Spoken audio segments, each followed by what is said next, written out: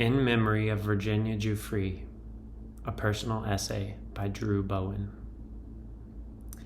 I used to bike through the woods by myself as a kid. Some of our neighbors in the 1990s in Durham, North Carolina, used to make cut-through trails behind their houses for anyone to use.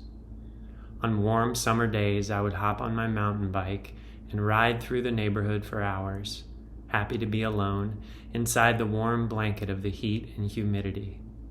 The black rubber tires on my bike ran along worn-down grooves of soft pine needles, in between the hard roots of the trees that shaded the trails with their branches of thick green leaves.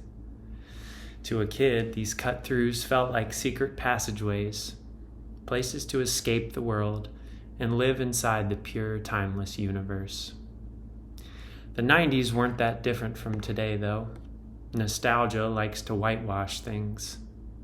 Back in the world of people, I was told to put out for others.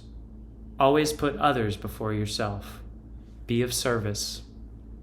My child self got the message loud and clear. Society doesn't care about your happy, peaceful nature time out there in the woods by yourself. You're here to be useful to other people. Since children depend on the world around them for survival, I quickly became a champion people pleaser. However, my need for solitude and escape never went away. So I channeled this need into something more socially acceptable. I escaped into movies, music, and books. The late 90s were a golden age for entertainment, but also a golden age for distraction. The media's message felt very similar to the message I was getting from the people around me. The answer is outside you. You need romance. You need to be great at something. You need to be famous, or at least almost famous.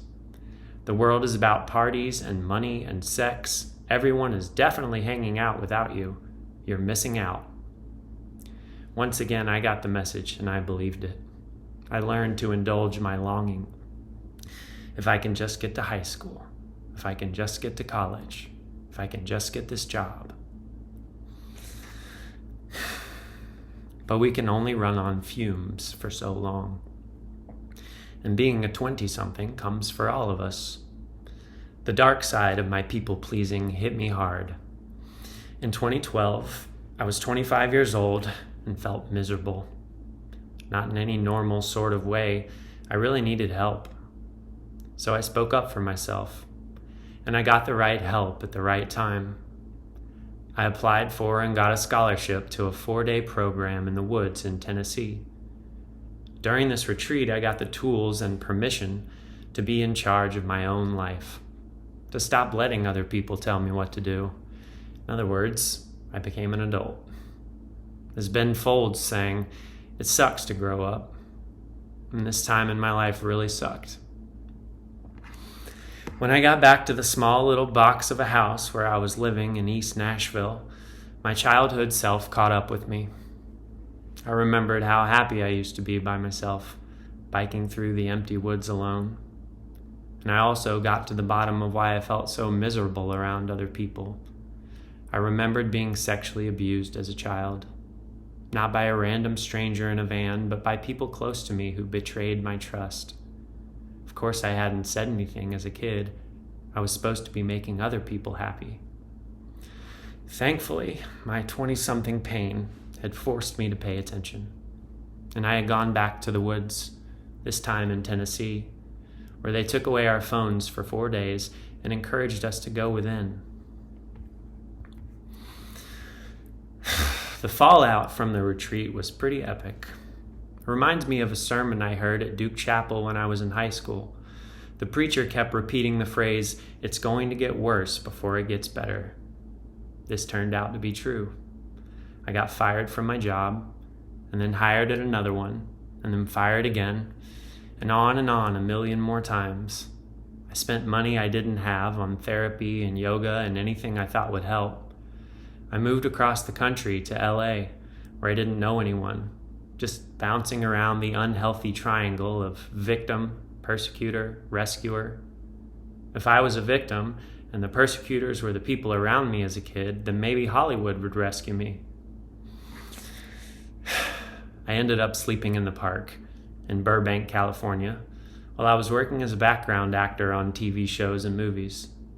Eventually, a kind groundskeeper saw me sleeping in the bushes and offered to let me stay in an enclosed concrete area with a gate that was attached to the park bathrooms. I created a makeshift shelter with a large tarp over my spot and survived torrential El Niño rains during one LA winter. In 2016, after 9 months of sleeping in the park, I had earned enough money to make a small down payment on a car. The little black 3-door coupe became my home for 5 years. I slept inside it on the streets of Los Angeles, New York City, and North Carolina. These were another kind of woods, the dark wood of Dante's Inferno. Realizing how lost and disconnected I had become from my soul and trying to find my way back to it. One of the many times on my journey when I got food from a little free pantry, I happened to find a jar of peanuts. The Peanut brand's logo was an old Southern lady with glasses and a big smile on her face. I took the jar of peanuts home since I had no other food in the apartment from which I was about to get evicted. I ate the peanuts in silence, staring at the old Southern lady on the label. I felt like she was talking to me, so I listened. And I heard her say, in a sweet Southern accent, "It's okay, baby. We're all just here." Spoiler alert, Hollywood didn't save me, but I saved myself. I held on to movies, music, and books, and I created my own. My art gave me a way to rebirth my destroyed soul, to reconnect with my happy childhood self, alone in the woods, communing with the trees, to reconnect with simply being. We're all just here. It doesn't mean a thing. There's nothing to do. There's nowhere to get to. We're all just the same life, experiencing itself from different points of view. We're all just here. In 2021, I moved back to Durham. And now, when I walk through the woods by myself, I feel it as a living presence. The trees were there before I was born, and they're still there now. The whole time, they were simply watching over me. No judgment, just silently witnessing my life, holding me with unconditional love, always.